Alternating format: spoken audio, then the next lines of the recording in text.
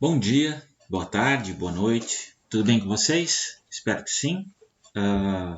Meu nome é Roberto Parisi, eu sou professor da área de Química Farmacêutica, aqui da Faculdade de Ciências Farmacêuticas. O nosso tópico programado para hoje é sobre a classe terapêutica antihistamínicos, especificamente aquelas substâncias chamadas de anti-H1 ou antihistamínicos anti-H1, que são substâncias utilizadas ou fármacos utilizados principalmente para o tratamento de doenças do sistema imunológico, particularmente processos alérgicos.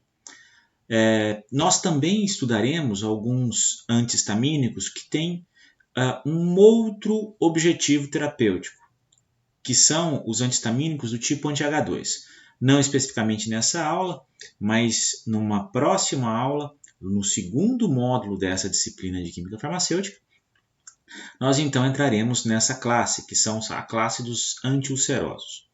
Tudo bem? Então, hoje a gente vai falar um pouquinho sobre os antihistamínicos anti-H1. E lembrando, é claro, que nós temos várias doenças do sistema imunológico, né? E essas doenças elas podem ser classificadas como alergias, como doenças autoimunes e também aquelas imunodeficiências. Obviamente, nós, para esse módulo, para essa disciplina, nós falaremos um pouquinho sobre todas.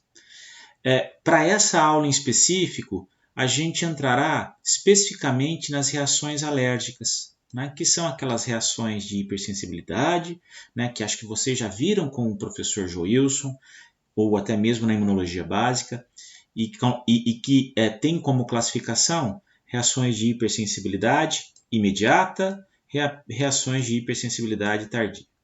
As doenças alérgicas mais comuns são aquelas assim também classificadas, como edema, eczema, urticária. Nós também temos a rinite alérgica, acho que todo mundo já ouviu falar e muita gente tem. E também a gente pode entrar aí nos processos asmáticos. E, de certa forma, os antihistamínicos, anti-H1, né, ou chamados também de antialérgicos, eles vão tratar especificamente ou de uma forma bastante razoável e satisfatória essas doenças aqui, né? Não é muito usual, né, tratar asma, por exemplo, com antihistamínico. A gente vai ter uma aula especificamente para falar de asma e de antiasmáticos, embora ele possa ser associado a outros antiasmáticos, tá?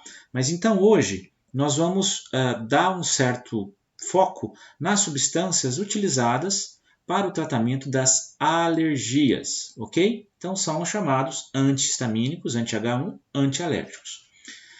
E é claro, a gente precisa entender um pouquinho do papel da histamina, né, no sistema imunitário ou mesmo no sistema, no organismo humano. Em princípio, né, a histamina, elas são substâncias provenientes da degranulação de células. Então, em tese, né, nós temos um agente alergênico aqui, ele pode ocasionar a produção de anticorpos. Obviamente, essa produção de anticorpos provoca sequencialmente, por mecanismos bioquímicos diversos, né, que vocês devem já conhecer no papel do sistema imunológico, a liberação de histamina. E a liberação de histamina está intimamente relacionada com a interação, né, com receptores histaminérgicos. É claro que os processos alérgicos eles estão bastante relacionados com a interação da histamina com receptores H1. Né? Por quê? Porque a interação da histamina com receptores H1 provoca, então, a vasodilatação, aumento de permeabilidade celular e também o quê? Estímulos sensoriais, no caso, a coceira. Então, isso tudo, ou esses sintomas, são característicos de um processo em que a histamina está sendo liberada, interagindo com o receptor H1. É claro que esse processo exacerbado pode provocar todas aquelas doenças que a gente já ouviu, que a gente já comentou. Existem também papéis fisiológicos para a histamina, né? De modo que a histamina ela pode interagir com outros tipos de receptores. Aqui eu estou especificando o receptor H2, mas nós também temos receptores H3 e H4 com papéis diferenciados, tá? Mas é só para exemplificar que a histamina também pode, né, não necessariamente ela está sendo liberada apenas num processo alérgico, mas ela pode, né, por mecanismos fisiológicos, ou seja, funções normais, interagir com receptores H2. E dessa interação com receptores H2 a gente tem então o quê? A secreção ácida estomacal, ou a gente tem um estímulo da secreção ácida. De novo, receptores H2, H3, H4 e afins são ser estudados em outro momento, em outro tópico dentro dessa disciplina. Tá? Muito bem. Então, o que acontece, né?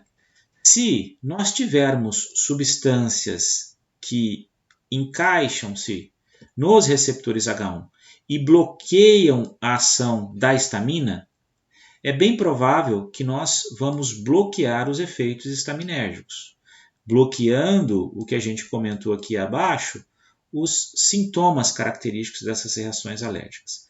Essas substâncias que bloqueiam, né, que antagonizam ou que se ligam e evitam a alteração conformacional do receptor H1 são substâncias chamadas de antihistamínicos. Antihistamínicos ou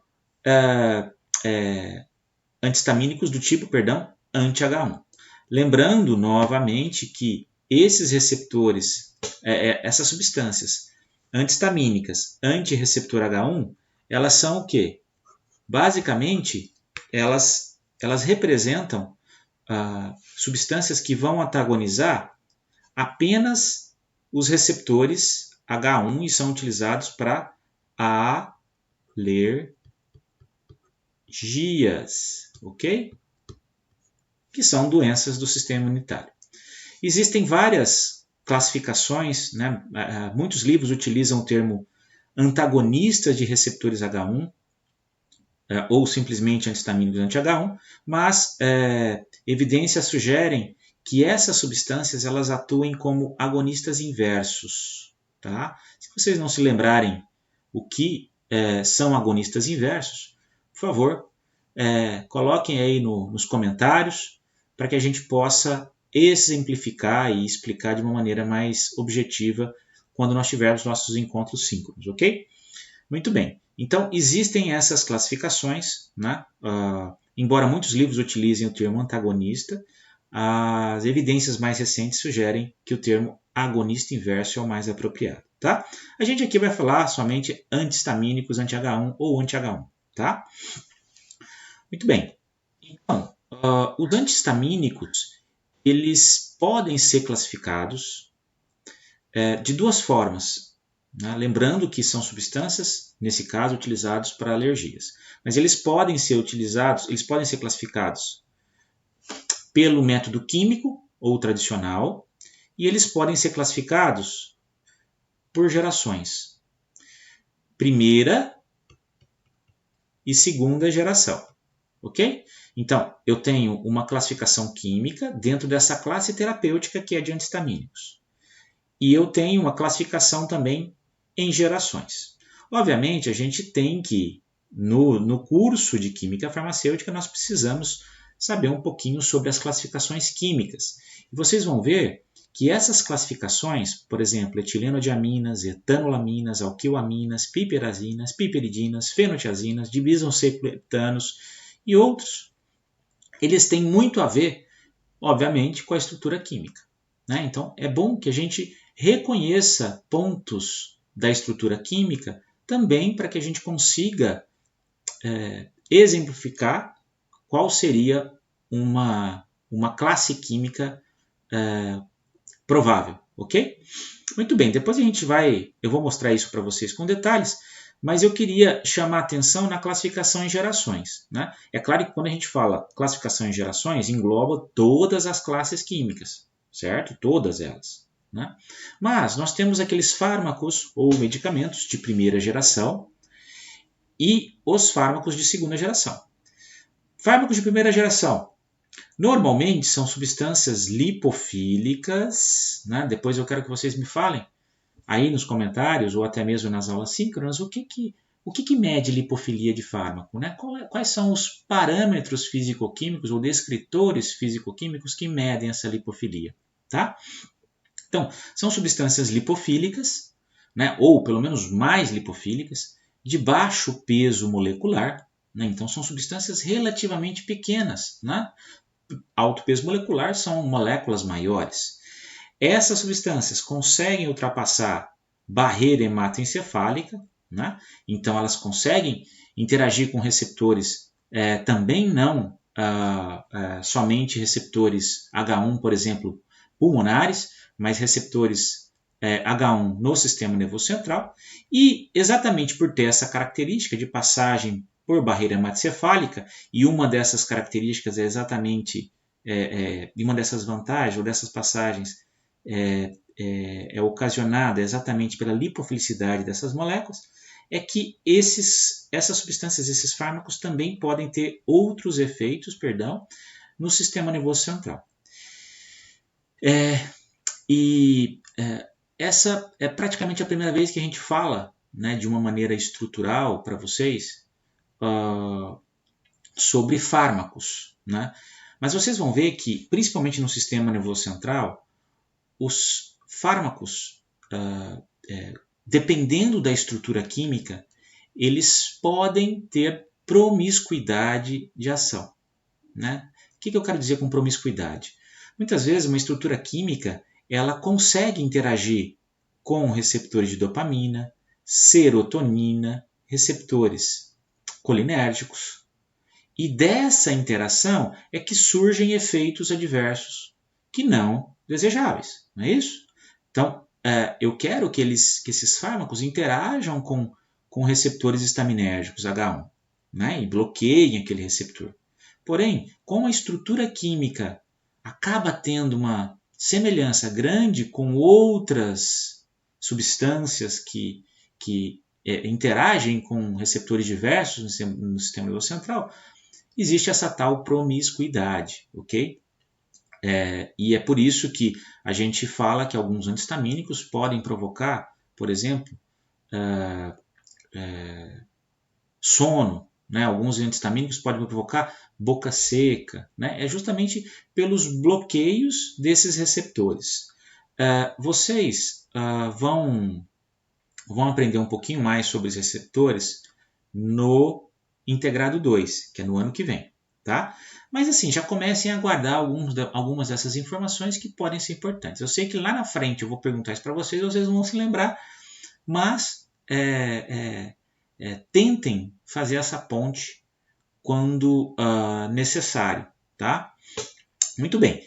E eu tenho também os fármacos, então, de segunda geração, que são substâncias mais hidrofílicas. De novo, qual é o descritor químico ou descritores físico-químicos que garantem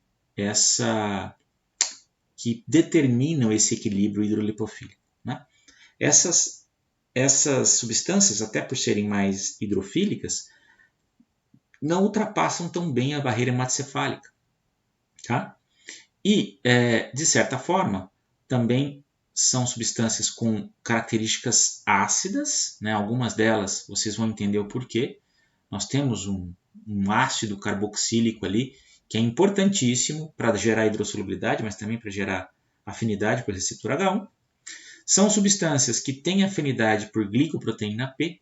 O que é a glicoproteína P? É uma bomba de efluxo. É uma proteína que está ali na barreira hematocefálica e ela tende a capturar os fármacos e retirar do sistema nervoso central ou evitar a entrada, né? Exatamente pelo fato de não causar efeitos adversos. Então, como são substâncias que têm afinidade por isso, a probabilidade de chegar no sistema nervoso central é relativamente menor, né? Então, isso é uma característica dos de segunda geração, que é não ultrapassar a barreira hematocefálica, como algumas substâncias, ou ultrapassar uma quantidade relativamente menor. E, de certa forma, você tem, então, fármacos mais seletivos para receptor H1 menos efeitos adversos em sistema nervoso central e também menos capacidade de causar sonolência. É por isso que uma das grandes diferenciações entre primeira geração e segunda geração, do ponto de vista tradicional, é que aqueles que não causam sono, aqueles que causam sono. Não é algo tão específico assim, né? Nós temos outras características envolvidas, mas isso é o que pode ajudar nessa diferenciação entre as gerações, ok? Muito bem. Então, a gente precisa entender um pouquinho, né, algumas informações sobre a interação da histamina com seus receptores H1 e H2, para que a gente consiga, na medida do possível, também entender como foram planejados os fármacos antihistamínicos e como hoje são essas moléculas, ok? Muito bem, então eu tenho aqui um receptor H1 de histamina, um receptor H2 de histamina. E aqui eu tenho a histamina. Lembrando que a histamina ela tem um anel imidazólico, esse anelzinho aqui se chama imidazólico, separado de uma amina terminal, aqui ela está protonada, por isso que está com NH3+, por uma cadeia carbônica alifática. Tá? Então eu tenho, na verdade, uma molécula bem pequenininha, né? Um tanto quanto simples, mas extremamente complexa dos mecanismos bioquímicos e fisiológicos. Tá? E uma questão interessante é o seguinte, a gente está falando de fármacos que atuam em receptores H1, né?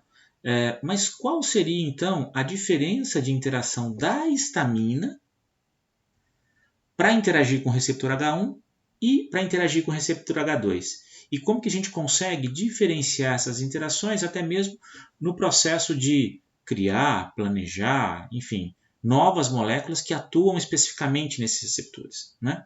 O receptor H1 ele tem basicamente dois pontos aqui, né, de interação. Lembrando que aqui a gente está sendo um tanto quanto simplista, né, utilizando essas figuras aqui do próprio Patrick Garand, mas o Patrick Garand, daqui a pouco eu falo sobre essa literatura, mas são pontos de interação. A histamina, ela tem então pelo menos dois pontos de interação. Essa ligação desse nitrogênio com o receptor possivelmente é uma ligação de hidrogênio, né? E lembrando que o nitrogênio nesse molde aqui, né? Ele é um HB. Meu Deus, que sensibilidade que dá isso aqui. Mas HBA, tá? Ou seja, esse nitrogênio ele é um aceptor de ligação de hidrogênio. Então essa ligação deve estar sendo feita. Quem está doando o hidrogênio é justamente algum ponto do receptor H1 aqui, ok? Aqui, nessa posição, né, nesse NH3, como é uma carga positiva, é bem provável que essa carga positiva está ligando a um resíduo de aminoácido com carga negativa. E é por isso que nós temos uma ligação do tipo iônica nessa posição da histamina. Tá? Para o receptor H2, a histamina ela começa a fazer outras ligações. Né? Na verdade, uma ligação adicional. De novo, a gente continua tendo a ligação iônica nessa posição. Continuamos tendo o quê? A ligação de hidrogênio. De novo, né? Esse nitrogênio aqui ele deve estar funcionando como um aceptor de ligação de hidrogênio. E se vocês observarem, tem mais uma ligação aqui. Ó. Esse nitrogênio ele está doando um hidrogênio para a ligação de hidrogênio. Então, ainda é uma ligação de hidrogênio, só que ele está funcionando, nesse caso, como um HBD, ou seja, Hydrogen Bond Donor, ou doador de ligação de hidrogênio. Lembrem-se, né? É importante que vocês coloquem aí também se todos entendem o que é HBA e HBD. No planejamento de fármacos, na disciplina de planejamento de fármacos, vocês devem ter tido essa informação. Tá? Se não se lembrarem, coloquem aí nos comentários para a gente ter o que discutir também em alguns momentos dos encontros síncronos, ok? Então, veja bem, né? O receptor H1, né, a histamina interagindo com o receptor H1, depende essencialmente de dois pontos, né? A amina carregada positivamente e esse nitrogênio, né, do anel imidazólico, que permite fazer uma ligação de hidrogênio via, né, a acepção da ligação de hidrogênio. Esses são pontos importantes de interação da histamina com o receptor H1, principalmente. E é justamente em cima disso, ou dessa proposta, que surgiram os antihistamínicos. Aqui eu estou mostrando para vocês a estrutura geral da histamina e, ao mesmo tempo, eu gostaria de enaltecer ou destacar que esse nitrogênio, né, da cadeia lateral e esse nitrogênio aqui do sistema imidazólico são nitrogênios que aparentemente são importantes para a interação com o receptor H1, como foi falado ali anteriormente. Então, existe uma distância ideal entre esses dois nitrogênios que permite, então, uma interação com esses receptores H1. Então, baseado nisso, né, baseado nesse conhecimento da estrutura da histamina e também possivelmente nesses pontos que a gente chama de pontos farmacofóricos, é que se sugeriu que para interagir com receptores histaminérgicos, deveríamos ter um nitrogênio ligado a um outro nitrogênio através de uma distância D. Ok? Então, nitrogênio ligado a outro nitrogênio através de uma distância D. Um dos pontos que vocês devem ter aprendido lá no planejamento de fármacos é que como transformar um agonista num antagonista, né? Hoje existem várias técnicas para isso, né? Mas uma das mais tradicionais, conhecidas à época, era justamente pegar aquele agonista, né? Então, quem é nosso agonista? É a histamina, né? E adicionar a esse agonista grupos volumosos, né? É claro que quando eu tenho essa estrutura, ou esses dois nitrogênios como pontos importantes de interação, a gente pode arriscar introduzir grupos volumosos em várias posições. E, como é uma molécula relativamente antiga, isso foi feito. Eu mostro aqui para vocês algo bastante simplista, né? Mas muitas modificações moleculares foram feitas em cima desse sistema, da própria histamina, né? Então a gente está focando, colocando só o filezinho para vocês entenderem um pouco como que funciona a modificação da histamina em função de uma introdução de um grupo volumoso, por exemplo, né? Então, nesse caso, para obter-se antihistamínicos anti-H1, observou-se que a introdução de grupos volumosos, olha, observe aqui, eu estou colocando uma bolota, né, enorme, nesse nitrogênio, né, e ainda mantendo uma distância D entre outro nitrogênio, que na verdade é o nitrogênio mais básico da histamina, poderia gerar efeitos bloqueadores de histamina. E tanto isso é verdade que nós temos uma estrutura geral, né, para todos os antihistamínicos. Essa estrutura geral é a seguinte: eu tenho um átomo A que no início foi considerado importante, né, o nitrogênio foi considerado importante, mas observou-se que outros átomos poderiam ser substituídos, até beisósteros, mas que a dependência daquela ligação de hidrogênio parecia não ser tão forte, né, do nitrogênio em relação ao receptor. Por isso que foram substituídos por átomos até que não faziam ligação de hidrogênio, tá? Mas depois a gente esclarece um pouquinho melhor isso. Então, esse átomo A, ele estaria separado por uma cadeia etilênica, 2 carbonos, de um nitrogênio. Okay? E esse nitrogênio, ele poderia ter diferentes grupos alquil substituintes, né? Mas de qualquer forma mantendo a característica básica desse nitrogênio, né? Característica alcalina, né? Um pK próximo de 10. tá?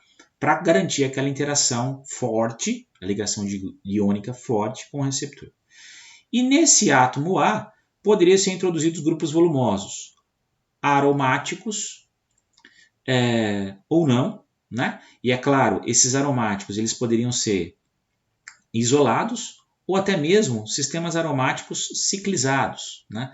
Eu tenho aqui sistemas tricíclicos que podem garantir atividade. Um dos pontos importantes que é sempre considerado é que em um desses sistemas aromáticos, a introdução de um nitrogênio, como a gente vai ver logo a seguir, pode favorecer a atividade e a potência antihistamínica, né? A introdução como um heteroátomo, né, de um anel. E no outro anel, por exemplo, a introdução de átomos eletronegativos, ou electron withdrawing groups, podem também favorecer a potência, como a gente vai falar logo a seguir. Tá? Essa cadeia de 2 carbonos ela deve ser mantida, tá? Para que a gente consiga ainda a ação bloqueadora característica, ou seja, o reconhecimento por parte do receptor. O nitrogênio básico deve ser mantido e o R geralmente é substituído, né? R's mais curtos, eles acabam favorecendo a ação como é que se diz? Diversa do antihistamínico, né? Geralmente os antihistamínicos de primeira geração têm R's curtos, né? E os R's mais longos e com características hidrofílicas e ácidas podem favorecer, né, o aumento da seletividade para receptores H1 e, ao mesmo tempo, diminuir os efeitos adversos em nível de sistema nervoso central. Então, esses são pontos em cima da estrutura geral que foram feitos, né, foram alterações feitas ou modificações moleculares feitas que podem garantir, né, uma diferenciação estrutural, ao mesmo tempo uma diferenciação de reconhecimento de receptores e, consequentemente, diminuição de efeitos adversos característicos dessas substâncias. Então, a partir de agora, a gente vai olhar para essas estruturas com uma visão baseada nessa estrutura geral, tá? E vocês vão ver que muita coisa foi feita. Muita coisa. Olha aqui. Por exemplo, né? Aqui a gente está falando dos antihistamínicos de primeira geração e aqui as classificações químicas mais tradicionais. Observem a etilenodiamina, a etanolamina, as alquiloaminas. Né? Então, etilenodiamina, o que significa? Eu deixei até em azulzinho aqui, para mostrar para vocês o que seria uma etilenodiamina, do ponto de vista de classificação química. Tá? Uma outra característica que eu queria mostrar é justamente uma etanolamina. Olha, a etanolamina, que é como se eu tivesse um OH aqui, né? Separado aqui pela cadeia carbônica de 2 carboninhos, obviamente, e do nitrogênio. Eu também tenho as alquiloaminas. Alquiloaminas, olha lá, a cadeia carbônica de 2 carboninhos e o nitrogênio básico. Né? O que eu quero, primeiramente, mostrar para vocês? Independente da classificação, que é algo bastante usual, eu queria mostrar o farmacóforo dessas classes. De novo, vocês se lembram que nós comentamos sobre ter um nitrogênio básico substituído, uma cadeia carbônica com 2 carboninhos, um átomo A e grupos volumosos? Se vocês observarem, todos esses fármacos, né, essas estruturas, possuem lá o nitrogênio com características básicas, a cadeia de 2 carbonos que está em azul, um átomo A e os grupos o quê? E os grupos volumosos. Né? Especificamente, as etilenodiaminas, elas são fármacos já muito antigos. Então, elas perderam muito do seu uso comercial, né? Em comparação, nós temos aqui outras classes, como é o caso das etanolaminas. E aqui a gente vai enxergar o mesmo farmacóforo, olha lá, nitrogênio básico, cadeia carbônica, oxigênio ou átomo A, grupos volumosos. Essa daqui é uma famosa molécula, vou até apagar aqui novamente para você, uma famosa molécula chamada de difenidramina. A difenidramina, ela está em vários antialérgicos aí, inclusive por ser uma molécula pequena e de alta penetração no sistema nervoso central, provoca bastante sono. Existem, né, fora do país, preparações que especificamente de difenidramina, nem para alergia, mas para indução de sono, né? Se vocês passarem nos aeroportos aí, fora do país, quanto possível, né? Deem uma olhada lá. É vendido de uma forma, obviamente, como OTC, como over the counter, mas lá nós temos aí algumas preparações que é justamente para induzir sono à noite, tá? Observem que no caso das etanolaminas, né, de novo, uma outra molécula importante é a carbinoxamina. Olha lá, tem nitrogênio terciário, duas cadeias carbônicas e o oxigênio. Conseguem observar que existem ali os grupos volumosos naquela região? Certo? Daqui a pouco, quando a gente estiver estudando um pouquinho da interação fármaco-receptor, a gente vai falar a importância desses grupos volumosos, né? E por que eles estão ali naquela estrutura. Mas uma característica interessante aqui, pessoal, é que a carbinoxamina é uma molécula que, se comparada, por exemplo, com a difenidramina, embora elas tenham muita semelhança, né? Observem que, eu vou até apagar de novo aqui, mas observem que a diferença básica entre elas é o quê? Uma tem o cloro, né, num anel aromático, e a outra tem o nitrogênio dentro do anel aromático. Está bem difícil aqui, essa caneta, acho que a sensibilidade está errada. Então, vou fazer com o mouse. Então, eu tenho aqui um nitrogênio dentro do anel, e aqui eu tenho o cloro em para. Essas características, né, esses dois grupos, como eu disse lá na relação estruturatividade, eles aumentam muito a potência, né? Então, se vocês compararem, por exemplo, a difenidramina com a carbinoxamina, vocês vão ter uma diferença em potência, tá? Principalmente por favorecer a interação com o fármaco receptor, com o receptor H1, tá? Então, a potência aí, ela está relacionada ao favorecimento da interação. E especificamente por esses dois pontos. Muito mais fortemente pelo nitrogênio aqui do anel. Existem literaturas até que dizem que esse nitrogênio nesse anel pode estar mimetizando mais facilmente o anel, aquele nitrogênio do anel imidazólico, né, do que realmente esse cara aqui. E isso é justificável, vocês vão entender o porquê. Principalmente na classe das alquilaminas. Observem que na classe das alquilaminas, olha, amina, 2 carboninhos, alquilaminas, tá? O átomo A lá, aquele átomo A, é um carbono. Então ele não faz ligação de hidrogênio. Só que se vocês observarem com detalhes, a feniramina ela tem o grupo volumoso aqui, tem um grupo volumoso aqui. E a presença do nitrogênio nessa posição parece compensar a falta do nitrogênio ali. De modo que a distância entre esses dois nitrogênios aqui parece ser bem próxima da distância lá dos nitrogênios da histamina e, consequentemente, isso compensa e favorece a atividade. Tá? Notem que uma outra alquilamina muito famosa é a dexclorfeniramina, ou seja, é uma feniramina com um cloro, olha lá, com um cloro, ok? A feniramina com um cloro. E, especificamente, eu não sei se vocês repararam, mas algumas dessas substâncias elas têm o centro quiral nesse carboninho, e esse centro quiral dá a possibilidade de nós termos moléculas relativamente mais potentes. Vocês sabem que um enantiômero pode ser mais potente do que outro.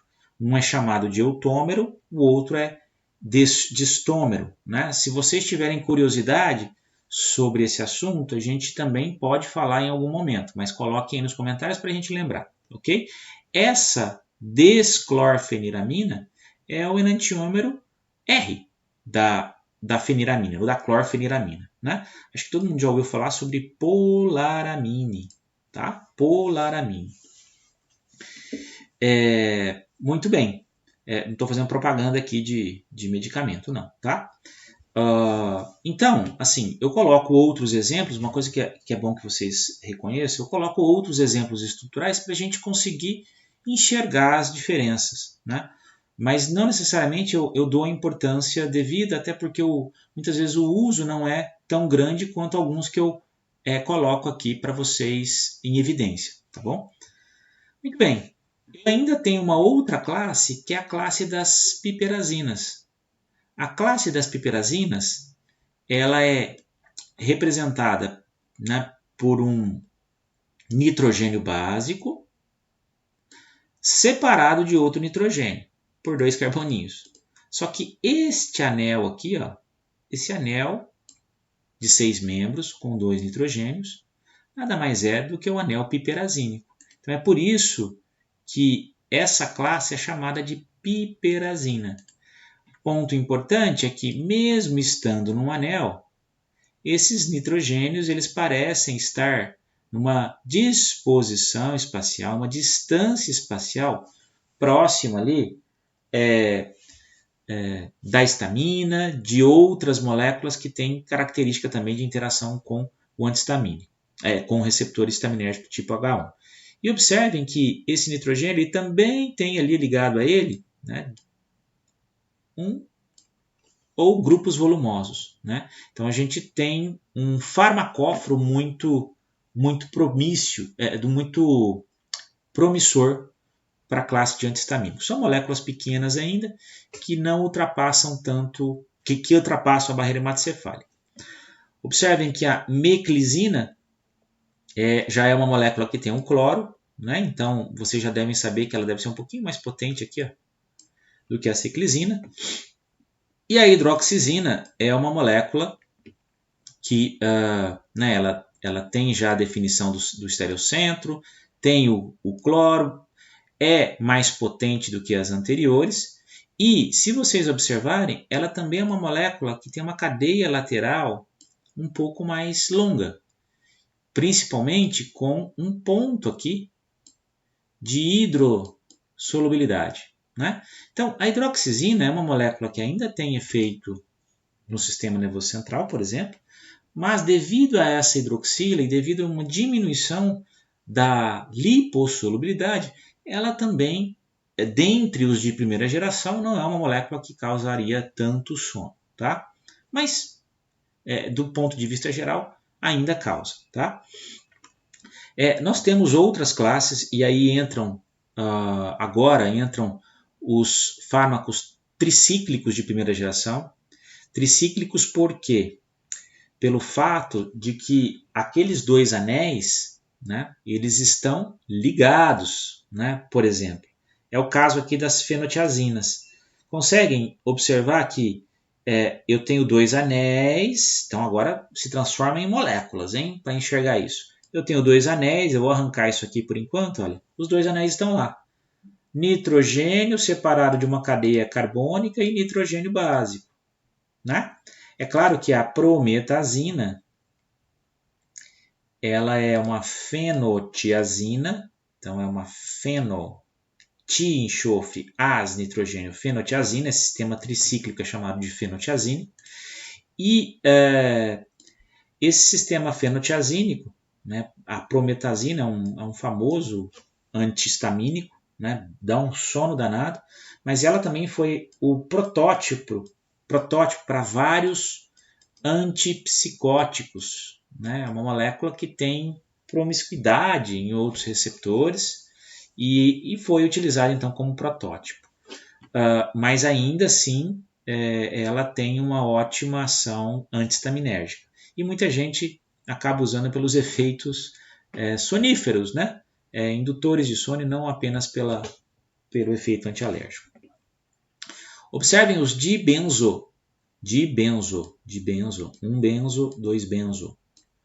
Cicloheptanos, né? Heptanos ou cicloheptanos são esses sistemas de 7 membros aqui, ó, tá? Então, dibenzocicloheptanos, novamente, são substâncias tricíclicas, né?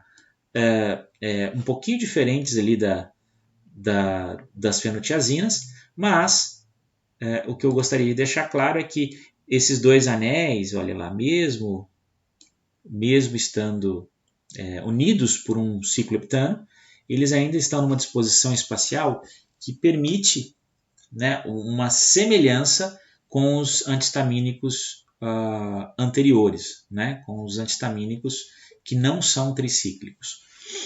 Um dos mais famosos é a azatadina. A azatadina é um cicloheptano verdadeiro, né? Observem, né? Eu tenho nitrogênio separado aqui, na realidade, de uma região com dupla ligação, com elétrons π, que pode mimetizar bioisostericamente o nitrogênio. E os dois anéis, né? Coloquem esse anel e esse anel. E observem também que tem um nitrogênio ali, naquele anel de baixo, exatamente para tentar garantir aquela característica que já foi falado sobre a mimetização do nitrogênio da histamina e a compensação da falta de outro átomo, né, que faça a ligação de hidrogênio por acepção. Ok? Muito bem. Esses são fármacos, não observem, né? Embora alguns são um pouquinho mais complexos, eles ainda são moléculas relativamente menores, mais lipofílicas. Agora, nós temos as substâncias de segunda geração. Substâncias de segunda geração, obviamente, elas tiveram um aprimoramento, né? Seja de farmacocinética, mas principalmente de farmacodinâmica, ou seja, de interação, né? E um fármaco chamado de segunda geração, ele veio exatamente do estudo da hidroxizina, que era aquela classe, né, das piperazinas, né, que nós falamos, e que tinha já uma capacidade um pouquinho mais avançada de chegar ao quê? A barreira hematocefálica em menor grau. A acetilizina, a única diferença dela é a presença desse ácido carboxílico. Lembrando que um ácido carboxílico, né, ele primeiro, é um grupo que fornece hidrossolubilidade, ele se ioniza, né, e ao se ionizar, né, negativamente, aumenta mais ainda a hidrossolubilidade. E detalhe, a presença desse ácido carboxílico foi relativamente importante para aumentar a afinidade por receptor H1. De modo que a acetilizina ela é uma substância de segunda geração com alta afinidade para receptor H1, com baixos efeitos adversos em outros sistemas ou em outros receptores, e principalmente uma capacidade grande de ser substrato de glicoproteína P e menor capacidade de sedação. Tá? Cetirizina é o famoso Zyrtec. Não sei se vocês já ouviram falar da Jessica, né? Na verdade GSK, ok? Obviamente, outras substâncias foram sendo paralelamente estudadas, né? Como é o caso da azatadina, ela foi protótipo para fármacos como a loratadina, né? Observem aqui que a única diferença da azatadina para a loratadina, olha lá, a presença do clorinho, né? Esse cloro sempre está ali. Esse cloro tem outras funções que depois a gente pode comentar também, como é o caso do bloqueio ao metabolismo, tá? De evitar metabolismo. Mas, de certa forma, é um grupo que relativamente aumenta a potência baseado aí na interação também com o receptor. A loratadina, ou claritin, ele tem lá, né, na verdade, os 3 anéis, olha, de novo, né? A gente vai pensar que esse é o nitrogênio básico, ok? A gente tem a cadeia carbônica de 2 carbonos, e ligado a esses 2 carbonos, a gente tem o quê? Os sistemas volumosos, ok? Esse anel ele só está fixando os 2 no plano, mas é para justificar conformacionalmente essa disposição dos 2 anéis. Olha o nitrogêniozinho aqui, né? Ele está sempre presente aí em algumas moléculas, para tentar de novo mimetizar aquela interação com a própria histamina, né? A interação do receptor H1 com a histamina. No caso, a loratadina, ela tem aqui uma função, né, que eu, né, nas aulas síncronas eu pergunto que função é essa, e todo mundo esquece, né? Vocês já viram isso, mas todo mundo esquece. Isso não é um éster, né? Isso não é uma amida, isso é um carbamato, né? Carbamatos são grupos lábeis, obviamente não tão lábeis quanto uma amida ou quanto um éster. Mas o que eu quero dizer com isso? Que a loratadina ela é um pró-fármaco, né? Ela basicamente tem atividade baixa, mas ela é um pró-fármaco. Ou seja, metabolicamente, deixa eu apagar aqui, metabolicamente, essa ligação é rompida, tá? E ao romper a ligação, é gerado um metabólito bastante ativo e com alta afinidade por receptores H1, tá? Na realidade, a desloratadina, ou desalex, já é a substância ativa, né? Já é a substância com alta afinidade. E é claro, ela consegue ser muito boa em várias situações clínicas, mas uma das grandes, um dos grandes usos é realmente assim, com os efeitos bastante positivos na congestão nasal, por uma questão só de efeitos clínicos, tá? Mas então a desloratadina ela foi metabolizada, né, a partir de enzimas, obviamente, de quebra de esterases inespecíficas, a partir da loratadina. Então, lembrando aí que a loratadina e a desloratadina são compostos muito próximos, congêneres, né? E observem que também existe uma certa semelhança até com o precursor lá, a azatadina, tá? Se vocês depois tiverem alguma dúvida em relação à parte estrutural dessas duas substâncias, a gente pode mostrar como que é feito aí a quebra metabólica, tá bom? Mas, com o passar do tempo, né, surgiram também fármacos diferenciados, né, como é o caso da rupatadina, uma molécula um pouquinho mais recente, que tem grande afinidade por receptor, tá? É uma das que tem maior afinidade por receptor H1. E essa afinidade foi conseguida pela introdução de mais um grupo aqui, ó, né? Mais um grupo volumoso nessa posição do nitrogênio básico. Lembrando que aqui eu tenho o nitrogênio básico, a cadeia carbônica, ok? Os dois anéis volumosos, né? Mas também não é uma substância, né, a rupatadina, uma das mais utilizadas. A gente tem várias outras que conseguiram o mercado muito mais facilmente, tá? Muito bem. E ainda, né, se a gente for pensar lá na ciclizina como sendo um dos protótipos iniciais aí dos antihistamínicos, muita coisa foi feita em cima desse núcleo que tem o anel piperazínico, né? Então são piperazinas, e essas piperazinas foram justamente alongadas nessa região aqui. Por quê? Com a descoberta de que a cetilizina ela tinha grande afinidade por receptor H1 e não tinha os efeitos adversos característicos de sonolência, muitos grupos, né, obviamente laboratórios, começaram a proceder variações químicas que pudessem atingir, né, ou pelo menos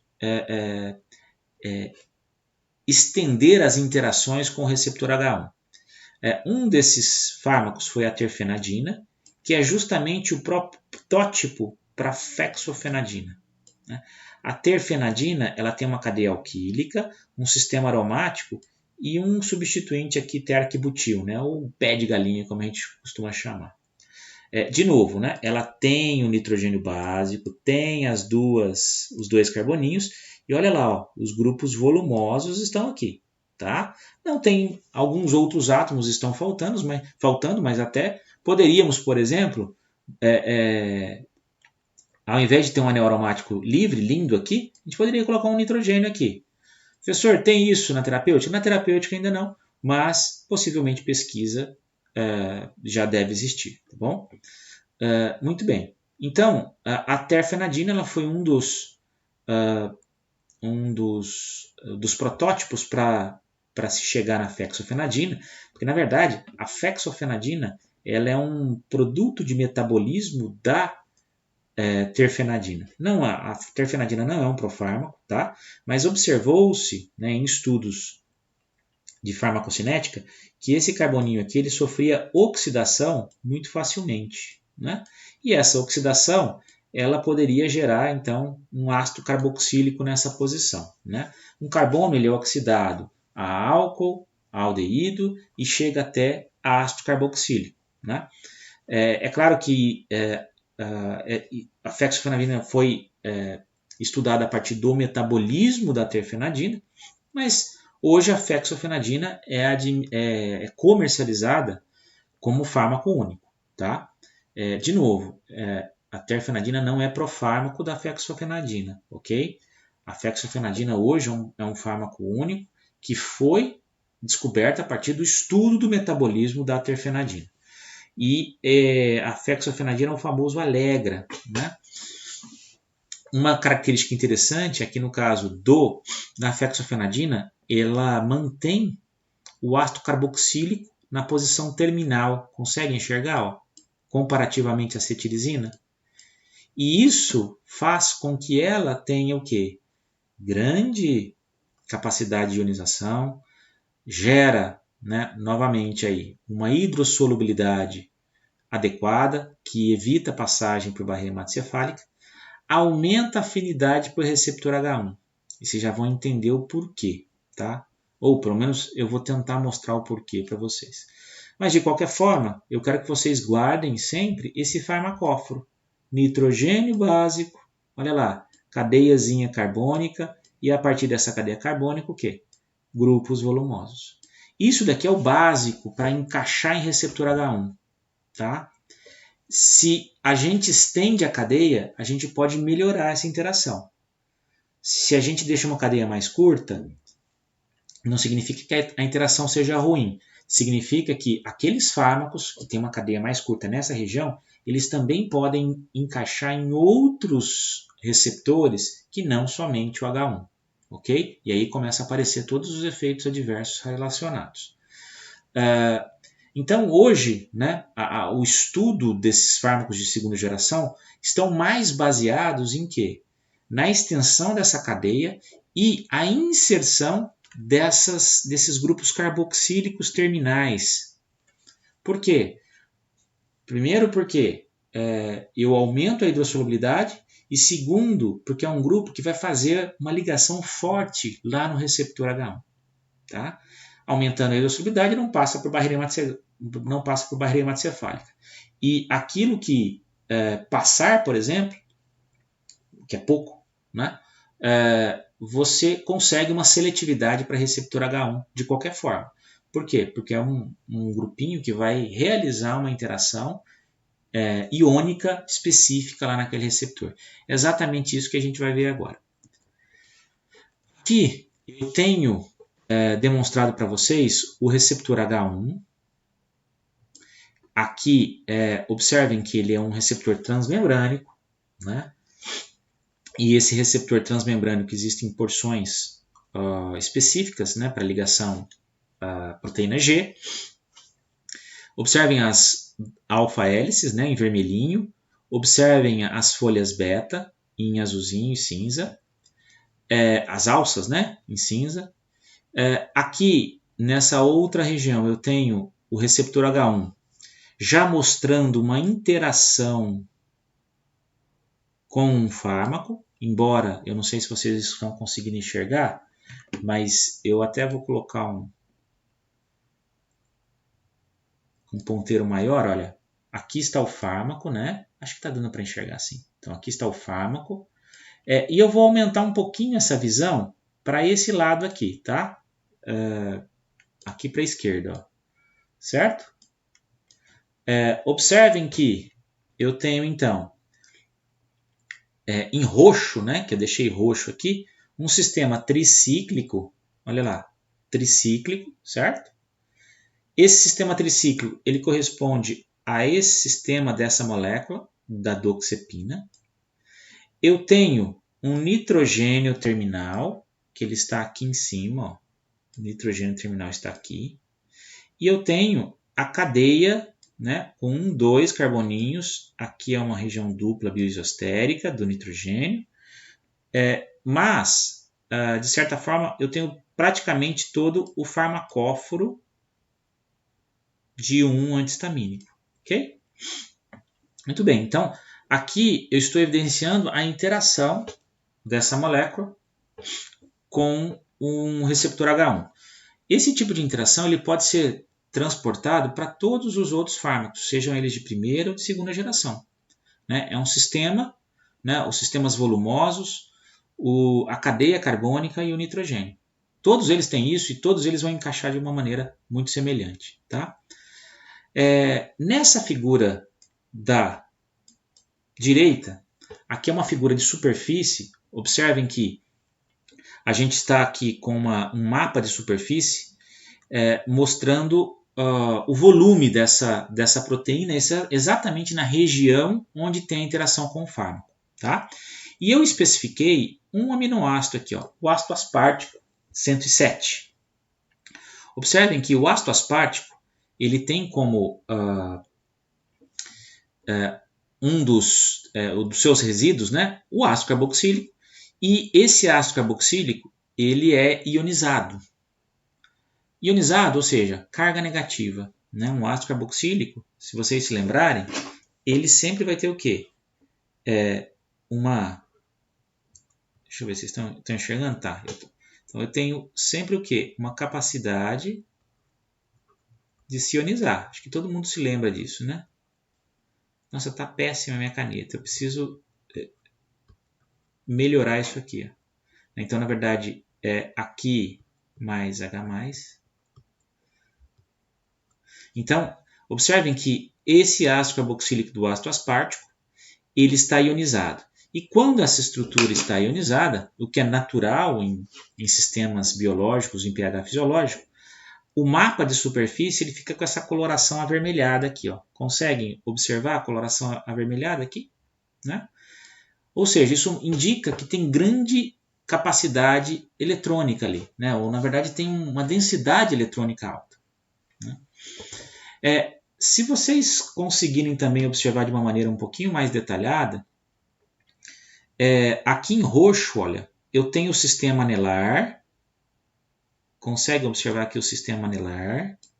E aqui eu tenho o quê? A cadeia carbônica e o nitrogênio. Né? Vou ampliar um pouquinho isso para vocês. Olhem lá.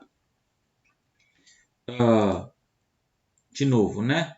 Então eu tenho aqui o ácido aspartico, a região avermelhada do ácido aspartico, ok?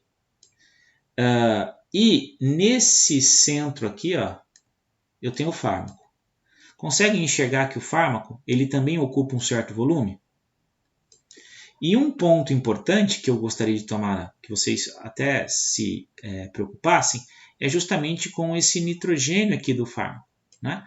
O nitrogênio do fármaco é um nitrogênio que é básico e tem em praticamente todos os fármacos, e por ser básico, é um nitrogênio que se ioniza.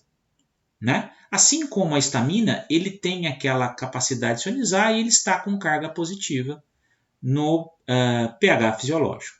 E essa ionização, né, carga positiva, carga negativa, né, daqui do ácido aspartico, do receptor, eu tenho então o quê? Uma interação iônica forte, certo? É claro que aqueles anéis aromáticos, eles fazem interação, eles se acomodam num pocket, num bolso hidrofóbico da minha proteína, e esse acomodar, ele auxilia, né, a uma somatória de interações, principalmente com esse nitrogênio carregado positivamente. E essa somatória de informações garante, então, que a molécula tenha, obviamente, afinidade pelo receptor. Né? Muito bem. Aqui do lado direito, eu estou mostrando que o fármaco, né, o volume daquele fármaco. Né? O volume, aqui ainda a região avermelhada. E aqui do lado esquerdo inferior, eu deixei o volume do fármaco, certo? E estou tentando mostrar aqui para vocês os aminoácidos que fazem parte do receptor e quais estão interagindo especificamente com alguns pontos aí do fármaco. Olha aqui, ó, consegue enxergar? Deixa eu tentar modificar. Opa, perdão. Aqui, ó, eu tenho um ácido carboxílico e ele está interagindo, né, se vocês se lembrarem, exatamente com o nitrogênio do fármaco. Né? Notem também que essa região do fármaco é formada por grupos volumosos, né, lipofílicos. E eu tenho uma série de aminoácidos aqui embaixo, ó, e aqui lateralmente, que também garantem uma interação com esses grupos volumosos. Aqui é uma visão lateral, né, do fármaco, como eu mostrei para vocês. Mas do lado direito, eu girei essa molécula e eu tenho então uma visão frontal. Né? Quem que é esse cara aqui ó, na ponta? Né? Aqui na ponta é o nitrogênio básico, certo? Se vocês observarem com detalhes, ele está ligeiramente azulado. Por quê? Nessa representação, o vermelho é uma região de alta densidade eletrônica, o azul é uma região de baixa densidade eletrônica. E o branco cinza é algo intermediário. Então, nesse nitrogênio, a gente imagina que ele esteja realmente interagindo via ligação de hidrogênio com o alvo, ligação iônica, perdão, com o alvo, porque existem aminoácidos carregados negativamente e possivelmente o fármaco está carregado positivamente. Gostaria que vocês também prestassem atenção no seguinte, né? Aqui é uma visão frontal, então é como se eu estivesse olhando ó, aqui, ó, né? Então, esse nitrogênio está aqui. Consegue enxergar isso aqui ó, lá no fundo? O que seria isso? Né? Aqui seriam os dois grupos volumosos que a gente tem em praticamente todas as moléculas, certo? Então, na realidade, esses grupos volumosos aqui estão sendo representados aqui por essa, como se fosse uma asa de borboleta. Né? Eles se encaixam naquele sistema, obviamente via ligações hidrofóbicas, né? E outros tipos de ligações não eletrostáticas, mas eles se acomodam, existe um pocket para se acomodar, certo? Isso é um ponto importante, lembrando aí do farmacóforo dos antihistamínicos e também lembrando que existem fármacos de primeira geração e fármacos de segunda geração que possuem esses requisitos. Né? Tanto primeira geração quanto segunda geração conseguem fazer as interações, as mesmas interações nessa parte da proteína. Tá? Bem, quando a gente pensa em fármacos de segunda geração, a gente precisa extrapolar algumas coisas. Né? Nós ainda não temos, pelo menos eu fiz uma busca recente no PDB, que é o Protein Data Bank, é um banco de dados de proteínas, que geralmente estão lá fixadas, ou pelo menos publicadas, uma série de proteínas, ou várias proteínas, que podem ter ligantes, né? Fármacos, moléculas pequenas, enfim. Se vocês tiverem curiosidade de saber o que é o PDB, depois vocês também coloquem no comentário para a gente esclarecer. Tá? Muito bem. Então, não existe nenhum fármaco de segunda geração complexado com com o receptor H1. Então a gente tem que imaginar alguma coisa, tá? Pelo menos a gente vai ter que extrapolar algumas informações.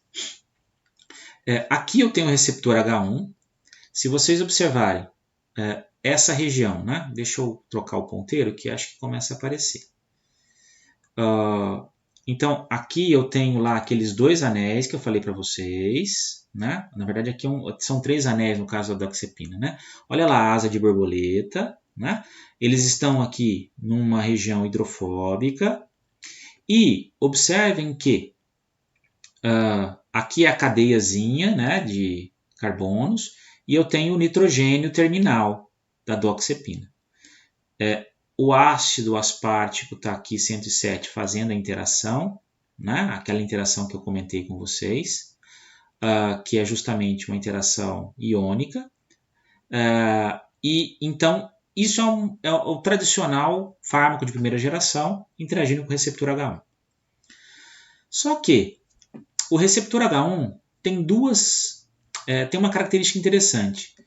Se você se estender por ele, né, em região um canal, uma região polar exposta ao solvente, ele apresenta, né, nesse canal 2 aminoácidos, 2 lisinas. Né? A lisina, vocês também, se quiserem se lembrar, é um aminoácido com uma cadeiazinha carbônica longa e com um nitrogênio terminal. E esse nitrogênio terminal geralmente está ionizado. Tá? E aqui eu tenho então 2 lisinas, 191 e 179, em que eu tenho os nitrogênios nessa região. Tá? Então deixa eu mostrar uma coisinha para vocês. Aqui é um nitrogênio, aqui é o outro nitrogênio. Né? Estendendo aqui pelo canal, olha. Esses nitrogênios, se vocês observarem, eles estão carregados positivamente. O que indica isso é essa região azulada. Né? Região azulada está me mostrando que são aminoácidos carregados positivamente, com baixa densidade eletrônica ali. E o mapa de superfície, então, justifica essa cor azulada. Muito bem, agora, vocês se lembram que eu comentei que os fármacos de segunda geração, até os mais recentes, eles começavam a ter cadeias mais extensas e que, devido à presença de um grupo ácido carboxílico, poderia aumentar a seletividade, a afinidade e, obviamente, a seletividade para receptores H1? Exatamente isso. Então, observem aqui, olha. Aqui eu mudei um pouco a imagem, até para facilitar a nossa escrita. Mas, de novo, né? Eu tenho, então, os 3 anéis. E aqui eu tenho o nitrogênio terminal, ok?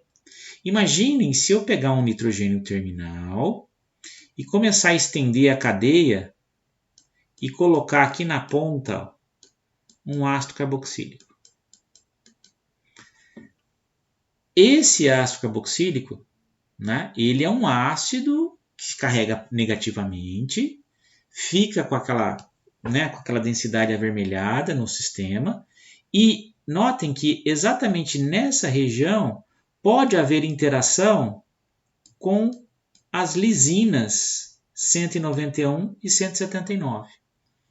Então, essas moléculas de segunda geração, elas têm uma cadeia relativamente maior, né? Vou voltar lá rapidinho. Ó, vou voltar rapidinho aqui. Ó. Opa, perdão, deixa eu apagar aqui. Não é esse, é esse. Olha lá. Então, olha, eu tenho o nitrogênio, que é aquele nitrogênio básico característico, os 2 sistemas anelares que interagem naquela região, e notem que houve aqui o quê? Uma extensão da cadeia, e nessa extensão colocou-se o quê? Um ácido carboxílico, certo? Vamos lá, naquela visão. Opa, perdão, olha lá, eu tenho os 2 sistemas anelares, aqui um sistema tricíclico, o nitrogênio estendeu a cadeia e colocou o quê? Um ácido carboxílico. Isso, né, tem garantido um aumento de seletividade para receptor H1. E é claro, além disso, altera-se propriedade fisicoquímica que também garante uma menor penetração por barreira hematocefálica. Tá? Bom, eu acho isso muito legal, né? Eu queria ainda ter uma opção de fazer algum tipo de ancoramento dessas estruturas mais modernas nesse receptor. Não fiz ainda, mas pretendo fazer. Alguns estudos eles só sugerem, mas eles não mostram efetivamente a interação. E é por isso que eu também não estou mostrando aqui para vocês, tá? Mas isso é uma coisa muito legal, que pode ajudar a diferenciar um fármaco de primeira geração em relação ao de segunda, tá? Se vocês quiserem algumas informações a mais acerca desses tipos de interação, esse artigo aqui, ó, na verdade ele é um pouquinho mais antigo, 2011, mas ele é bem bonitinho, tá? Ele consegue detalhar bem essas informações. Muito bem, então, pessoal, para a gente encerrar a aula, eu só queria colocar para vocês as nossas referências base, né? É muito importante que vocês busquem os livros para aprimorar o conhecimento. A gente está tentando dar de uma forma compactada, essencial, o assunto, tá? Mas o livro do Foyce, né, na verdade Williams e Lenk, Foyce Principles of Medicinal Chemistry, é um ótimo livro, então eu utilizei parte da informação dele. O Patrick, An Introduction to Medicinal Chemistry, também é aqui na verdade está com uma versãozinha um pouquinho mais antiga, a gente tem versões mais modernas, inclusive do Foy, tá? Edições mais modernas, né, mais recentes. E alguns livros ou artigos que vocês podem também consultar para saber algumas informações acerca da parte fisiopatológica, farmacológica aí da histamina e seus fármacos antihistamínicos. Muito bem. Como exercício, obviamente eu não cobro isso, né? Mas como exercício vocês podem primeiramente, né, responder essas duas questões e são questões que pegam aí o grosso, né, da aula. Por exemplo, apresente os pontos essenciais para a interação fármaco-receptor dos antihistamínicos. Então, acho que deve ter ficado claro, né? Se não ficou claro, a gente tenta esmiuçar novamente. E, estruturalmente, mostra a diferença entre os antihistamínicos de primeira geração e segunda geração. Então, lembrem-se de falar em estrutura. Gente, uma coisa muito importante, né? Eu sei que se você ficou até agora é porque você estava interessado na aula, mas uma coisa muito importante é justamente treinar a estrutura. A gente está num modelo que a gente não treina mais estrutura, a gente não desenha estrutura, a gente não coloca o cloro na posição correta, a gente não coloca o OH. Então treinem as estruturas. Isso é muito importante, tá? Porque assim vocês ficam familiarizados com o assunto e também com a própria química farmacêutica. E é claro que a gente também vai questionar sobre a parte estrutural, tá? Muito bem, pessoal. Então é isso. Obrigado aí mais uma vez pela atenção. Deem o like básico de vocês. Se inscrevam aí para a gente também conseguir difundir essa aula quando necessário, tá bom? Forte abraço e até a aula de antiasmáticos, hein? Obrigado.